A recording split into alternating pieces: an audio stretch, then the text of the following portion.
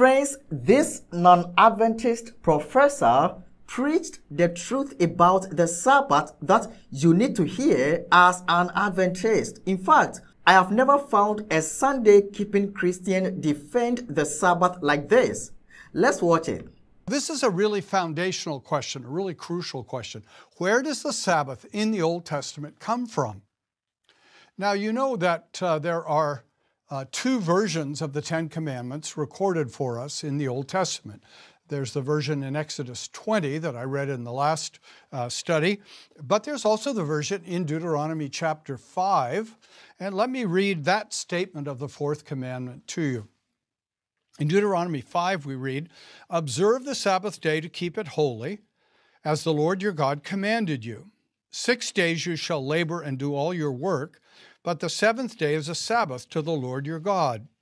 On it you shall not do any work, you or your son or your daughter, or your male servant or your female servant, or your ox or your donkey, or any of your livestock, or the sojourner who is within your gates, that your male servant and your female servant may rest as well as you." So far, the commandment is quite similar to what we find in Exodus chapter 20. But now the commandment comes to the reason for keeping the Sabbath day holy. And in Deuteronomy 5 at verse 15, we read, "You shall remember that you were a slave in the land of Egypt, and that the Lord your God brought you out from there with a mighty hand and an outstretched arm. Therefore the Lord your God commanded you to keep the Sabbath day." Here in Deuteronomy 5, Moses is stressing the connection between Sabbath and remembering the Lord's deliverance of Israel from the house of bondage. And if this was the only version of the Ten Commandments that we had, we might well be tempted to think that the Sabbath begins with Moses at Sinai, because the whole purpose of the Sabbath would be to remember that God delivered us from Egypt. It would be very much grounded in that historical moment of Moses leading Israel out of Egypt. But that's not the only statement of the Sabbath that we have, and that's important to see. To be sure, one of the functions of the Sabbath is to have time to think about the saving work of God. But Exodus 20 reminds us that the Sabbath is also to remind us about the creative work of God, about God the Creator. And so we read in Exodus chapter 20 at verse 11, "For in 6 days the Lord made heaven and earth, the sea, and all that is in them, and rested on the seventh day. Therefore the Lord blessed the Sabbath day and made it holy." And that's really a quotation, isn't it, from Genesis chapter 2. It's a quotation from the creation story recorded by Moses at the beginning of the book of Genesis.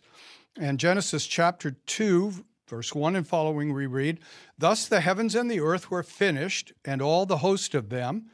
And on the seventh day God finished his work that he had done, and he rested on the seventh day from all his work that he had done. So the Lord blessed the seventh day and made it holy, because on it God rested from all his work that he had done in creation." There it is, Genesis 2, verse 3. God blessed the seventh day and made it holy. Now, those who want to defend the proposition that the Sabbath really only comes with Moses said, well, yes, it's recorded that God blessed the Sabbath day and made it holy at creation, but there's no commandment there. There's no commandment to keep the day holy there. It's simply a declaration that God made it holy. But you know, that's a pretty weak argument. That's really a pretty weak argument. Certainly it's a weak argument when you see in the fourth commandment in Exodus 20 that it's given as a reason for the Sabbath. Well, you could still say, well, Moses is giving a new reason to the Sabbath that really wasn't there from creation. But I don't think that works. When God blessed the seventh day and made it holy, for whom did he do that? Did he do it for himself? Well, God doesn't really live in days, does he? God doesn't really live in time. God lives in eternity. And all of God's existence is blessed and holy, right? He doesn't have sometimes more blessed than others, some days more holy than others. God exists always in holiness and blessedness in eternity. So for whom did God bless the seventh day and make it holy?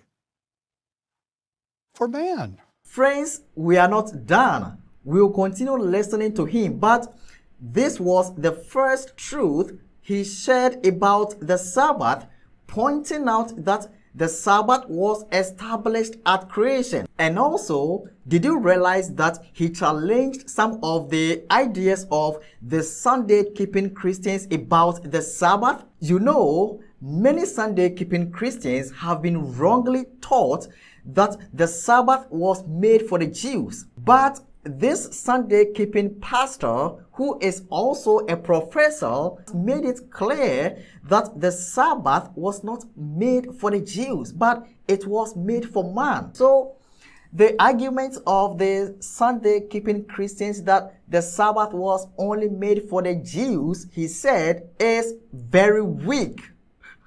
This is so wonderful. I've argued that really all of the creation story is structured so that we'll know who we are and how we're to live. It's a pattern for us in living, and we're to work 6 days and rest 1. That's the pattern God established for us in creation. And then when we look more carefully at the Old Testament before Moses, or at least before Sinai, we discover that the Sabbath seems to be present.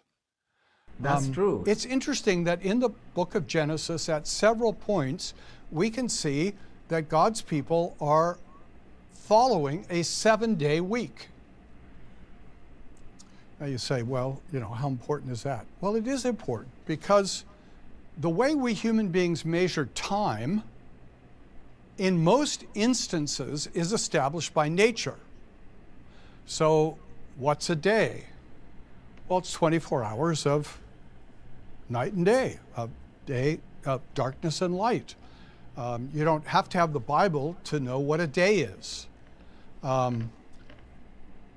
We have months as human beings. That's related to the moon and lunar orbit, so that cultures all around the world know what a month is. Now, that's not to say that every calendar is exactly the same, but there's a substantial agreement about what a day is, about what a month is, about what a year is. Because a year too is determined by nature, by the orbit of the earth around the sun. Those things are all established in nature. We don't need special revelation to know that. But a week is not established in nature. A 7-day week is established by revelation. We are called to have a 7-day week by God because of the imprint of his creative work on our lives. At the time of the French Revolution, one of the things the revolutionaries tried to do was get rid of the 7-day week. They wanted to put the world on a metric system, even back then. So they wanted a 10-day week, 3 10-day weeks. Well, that kind of would work. They weren't able to succeed at that because 7 days was too well implanted in practice. But it's really by revelation that we have a 7-day week. And that's testified to in the book of Genesis at several points, that they were living according to a 7-day week. And our Reformed fathers, by and large, said that the Sabbath is a creation ordinance, that there are certain things established in creation that stay with mankind all through its experience and life. And the family is one of those creation ordinances. And that's why the attack on the family is so serious in our contemporary world. But the Sabbath also is a creation ordinance. From creation, not from the fall, not from redemption, but from creation itself, we are called to set aside time for serving God and worshiping him in the world that he created.